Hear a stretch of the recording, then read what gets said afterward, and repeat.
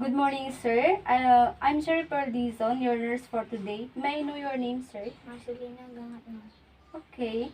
I'm going to perform hand hygiene.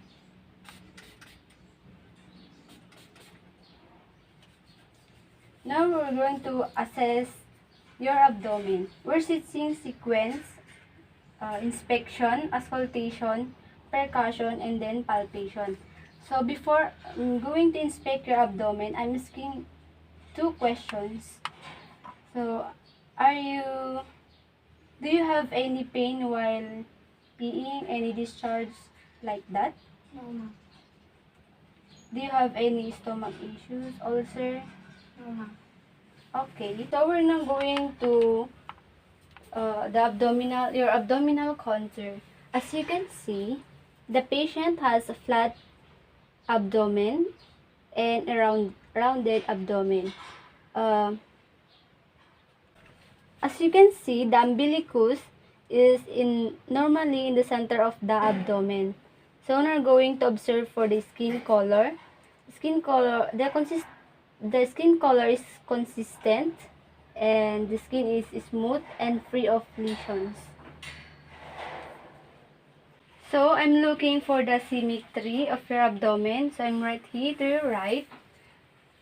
And then here at your foot.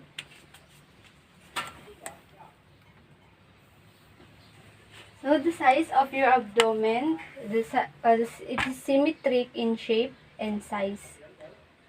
So we're going to observe for the movement of your abdomen. So right here in the epigastric area, many times you can see the pulsations of your abdomen. That is a normal findings. So we're going to auscultate for bowel sounds. And I'm going to use the diaphragm of the stethoscope. And we're going to start in the right lower quadrant and walk away clockwise. So, here in right lower quadrant, if you don't hear and then don't hear bowel sounds, you have to listen for full minute and need to know are they normal, hypoactive, or hyperactive. So let's listen. To the right lower quadrant, to the right upper quadrant, and then the left upper quadrant,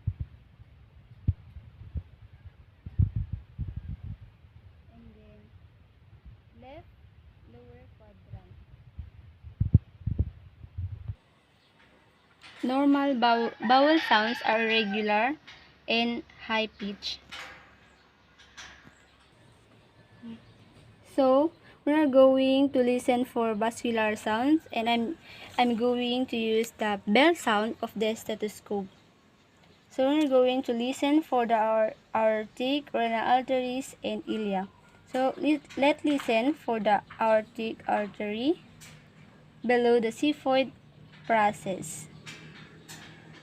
So here, listen for blowing, swishing sounds. So none is noted.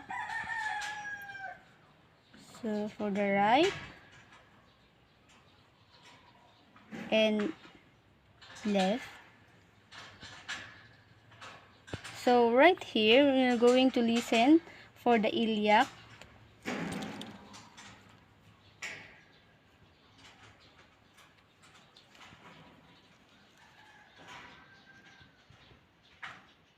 And move to the other side. Friction rubs are not normally heard. So we're now going to percuss for the abdomen.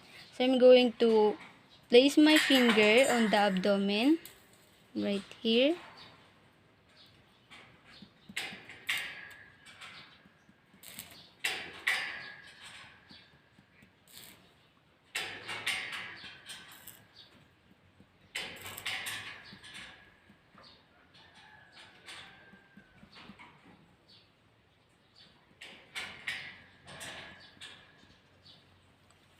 Tympani is more pronounced over the gastric bubble. Dullness is heard over the liver and the spleen. So we're now going to do palpation. First is the light palpation, then deep palpation. Then as I do this, please tell me if you feel any pain or tenderness. Yes, ma'am. So we're now going to do light palpation. Start in the right lower quadrant.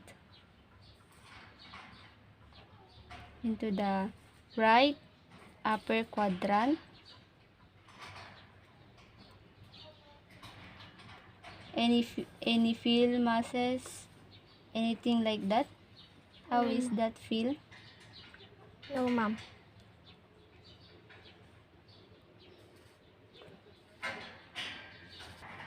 So as I palpate the abdomen is soft, smooth, non-tender, and pain-free. Okay, we're now going to do the deep palpation. So before we start, I'm going to use the two hands for deep palpation.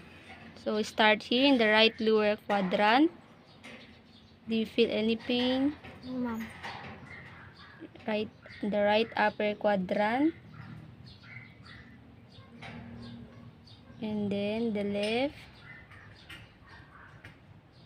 lower quadrant, the left lower quadrant,